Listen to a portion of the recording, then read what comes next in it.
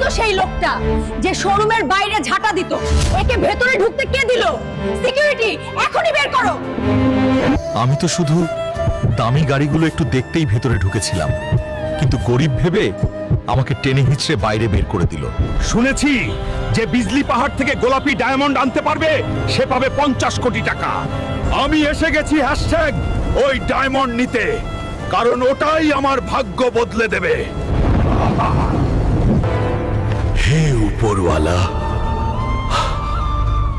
এটা তো সত্যিই আসল। সাবধান, এই ডায়মন্ডে হাত দিলে জীবন নিয়ে আর ফিরতে পারবি না। বন্ধুরা, লাইক আর সাবস্ক্রাইব করে আমাকে শক্তি দাও। এখন আমাকে ধনী হতে আর কেউ আটকাতে পারবে না।